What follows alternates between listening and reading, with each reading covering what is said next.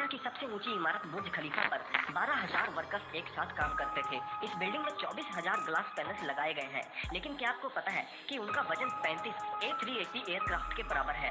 और ये बिल्डिंग इतनी ऊंची है कि 100 किलोमीटर दूर से भी इस बिल्डिंग की चोटी को देखा जा सकता है।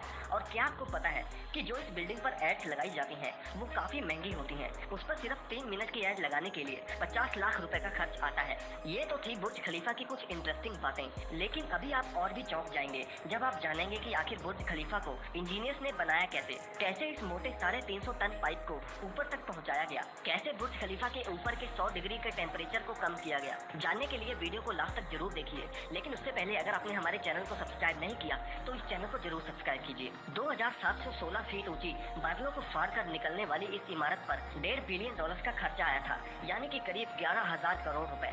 और दोस्तों, क्या आपको पता है कि इस बिल्डिंग को बनाने के लिए सिर्फ 6 साल का समय दिया गया था, और इतने कम समय में डिजाइन से लेकर कंस्ट्रक्शन तक का काम मुमकिन नहीं था, और इसीलिए बिल्डिंग को बिना डिजाइन के ही शुरू कर दिया गया। और जैसे जैसे इसकी कंस्ट्रक्शन होती गई वैसे ही इसका डिजाइन भी साथ साथ तैयार होता गया। ये बात शायद आपको ना पता हो कि बुर्ज खलीफा दुबई की रेत में खड़ा करना बहुत मुश्किल था, और इसीलिए इसको बनाने के लिए पहले 192 मोटे स्टील के पाइप्स को जमीन में धंसाया गया, और फिर जाकर बुर्ज खलीफा की कंस्ट्रक्शन को शुरू किया गया। और शायद आपको ना पता हो कि पूरे बुर्ज खलीफा का वजन इन्हीं स्टील पाइप्स पर टिका हुआ है। क्या आपको पता है कि ये बिल्डिंग इतनी ऊंची है कि जब सीमेंट को नीचे से बनाकर ऊपर भेजते थे तब सीमेंट ऊपर जाते जाते ही सूख जाता था, और इसीलिए उन्होंने बुर्ज खलीफा में मोटे मोटे पाइप्स इंस्टॉल कर दिए। इन पाइप्स का काम सीमेंट को ऊपर तक पहुंचाना था, लेकिन ये काम इतना भी आसान नहीं था, क्योंकि बुर्ज खलीफा में लगने वाले सीमेंट का वजन अगर देखें तो वो करीब 1 लाख हाथियों के वजन जितना था। और इतना भारी सीमेंट ऊपर पहुंचाने के लिए उन्होंने दुनिया के 3 सबसे पावरफुल पंप इंस्टॉल करवाए, और इन मशीनों की कीमत भी करोड़ों में थी।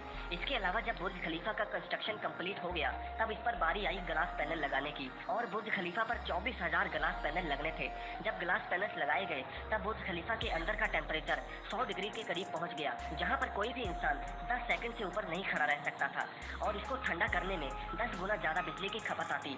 और इसीलिए इस प्रॉब्लम के सोल्यूशन के लिए मशहूर इंजीनियर जॉन जिराफा ने कहा कि उनके पास इस मसले का सोल्यूशन मौजूद है, और उन्होंने एक खास तरह का ग्लास पैनल बनाया जो सूरज से निकलने वाली यूवी रेस को रिफ्लेक्ट कर देता था। लेकिन ये ग्लास पैनल्स बहुत महंगे थे, और ऐसे 24,000 ग्लास पैनल्स को खरीदने में 3 अरब और 60 करोड़ की रकम खर्च होनी थी, जो कि बहुत ही महंगा काम था।